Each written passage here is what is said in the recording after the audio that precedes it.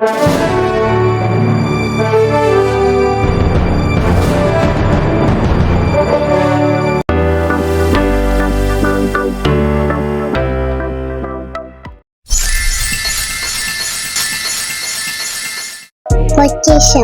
பொக்கிஷம்.